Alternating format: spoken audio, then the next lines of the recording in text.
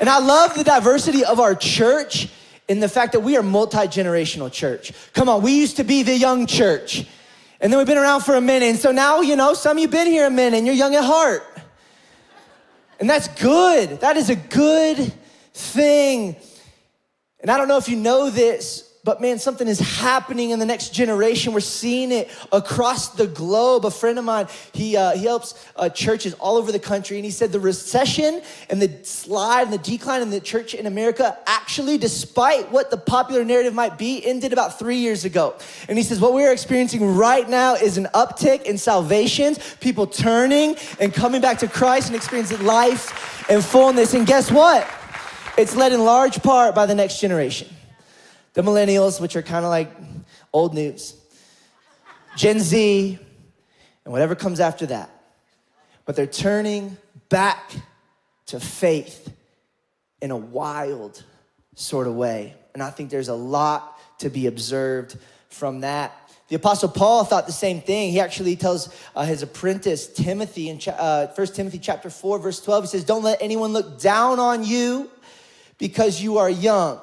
But set an example for who? For the believers in speech, in conduct, in love, in faith, and in purity. It says set an example for the believer. So if you're in here today and you're a believer, could I just tell you that I think God has an example to set for you. And maybe you're in here and you're questioning if you're in the right place today. And you're like, I'm not a believer. Is there an example for me? Yes, there is. And I believe that God will come so close to you this weekend and in this moment. And this weekend, we're going to look to the example of speech, conduct, love, faith, and purity that the Apostle Paul talks about. And I'm going to go to 4 verses in Matthew chapter 18. Are we okay with 4 verses today? I know it's summertime. I know your brains are shut down. I know we're thinking about the pool. 4 verses, starting in verse 1. At that time, the disciples came to Jesus, saying, who is the greatest in the kingdom of heaven? And calling to him a child, he put him in the midst of them and said, truly, I say to you, unless you turn and become like children, you will never enter the kingdom of heaven. Whoever humbles himself like this child is the greatest in the kingdom of heaven. I wonder this weekend what model of greatness you are following or pursuing in your life. Is it not true that something inside of us, whether you're just a meat-headed, insecure, middle-aged man, okay, but there's something inside, I think, every single one of us that has this thing inside of us that desires to be great, to claim greatness, to step into the fullness of what God has to offer. I think it's in our DNA. I think actually we are created in the image of the greatness in the glory of God here on this earth. So I think it's okay to assert that maybe we were actually created to be great. And maybe it's okay to have a desire. Why would we settle for less than great? In Matthew chapter 18, the disciples are arguing, Jesus, who is the greatest? In the parallel scriptures in the other books, of the Gospels, in Luke chapter 9 and Mark chapter 9, we know that they're not speaking generally, like who is the greatest? They're talking about themselves, like, no, Jesus, like, is it me, is it Pete? Like, who is the greatest? And we must put this to rest. I think greatness is the driver of forward progress that we experience in our culture. I think that it's the reason that we have great things and programs and outreaches and events and why we do things. And there's this constant drive for us to not be stagnant, but to move forward. The problem is the tension lies in the fact that the kingdom definition of greatness is different than the cultural one. Culture has a definition of greatness, does it not? And so does the World Wide Web. Those are for the seasoned people in the room. It says this, greatness refers to the quality or state of being exceptionally large, important, or outstanding. It can apply to size, power, achievements, or qualities of a person or thing. Greatness is often associated with achieving something significant. Listen to that, achieving something significant, exhibiting remarkable talent, or making a substantial impact. I think it's wired into who we are. And maybe you're here today and you're like, I actually don't aspire to be great. I would honestly challenge you that I don't actually believe you.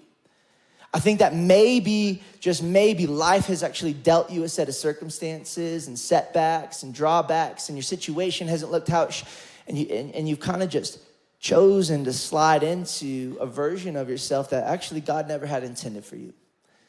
And I'm hoping maybe that this weekend he could actually wake something up in you again. It's written in our DNA. Ephesians 2:10 says this: we are his handiwork, created for good works, which he prepared in advance. You are his masterpiece. You think you weren't made for something great? You think he would give his masterpiece over to mediocrity and to be tossed out at Goodwill? No. In fact, Jesus does not even condemn the disciples. He actually just course corrects them. He says, oh, you want to be great? Perfect. Let me tell you how. He switches their perspective. Isn't it good news that Jesus encourages our greatness? We should be great. The problem is that it's not what you do that is the definer of being great. In the kingdom, it's actually who you become. Jesus says, become great and you will do great. And then Jesus in Matthew chapter 18, he takes a child and he puts the child in their midst. And he says, you want to be great? He says, truly I say to you, unless you turn and become like children, you will never enter the kingdom of heaven. Maybe there's just some things in your life that it's just time to turn on. And if you had an honest moment with yourself, you would realize that your picture of your life and your faith is not representative of childlike. So I had a whole bunch of things that I threw out that maybe it's time to turn from. They all start with P. A lot of P. We're potty trained at my house, so maybe that's why. Where pride has something to prove, humility, trust me, has the kingdom of God to inherit. And these are the words of Jesus. Humility rightly orders our hearts back to the things that matter. And I think one of the things that they touched on in that video was this idea of awe, this concept of coming back to watching and observing the greatness of God. I wonder what the last time you allowed yourself to experience a moment of awe. You know how it is in life. You just talk yourself out of it. You get so big and grown and you're like, yep, got it. I know things are crazy. The mountains, look at them, would you? When was your last moment? You see, children have this way of understanding that the kingdom is at hand. They have this way of just not having distraction, being consumed with the wonder of a moment. Even when I'm looking for that, I tend to be like so off course, right? So distracted by it. I like sit on my back deck and watch the sunset and make a checklist in my heart. The other day we were driving home after a rainstorm down Bowles. I'm like, all right, gotta get home, gotta do the thing, gotta get the thing cooked, gotta check on the thing and the deal. I'm like, well, it rains, so at least, we need the moisture. And I was like 10 steps ahead. And I heard my daughter in the back seat just shouting, Daddy, look, a rainbow! Look, 2 rainbows!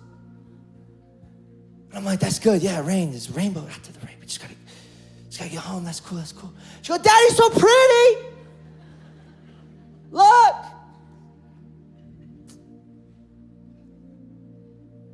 How often do we just drive right past the promises of God because our perspective is in the wrong place and we're going in the wrong direction? God gave us a picture of his grace, and for me in that moment, it was the rainbow. He gave us a picture of the fact that he is a God of mercy, and he promises us through the rainbow that he's not gonna bring devastation again and destruction again, the rainbow. How often have you driven right past the promises of God or just missed out on them? God has this way of turning us to himself.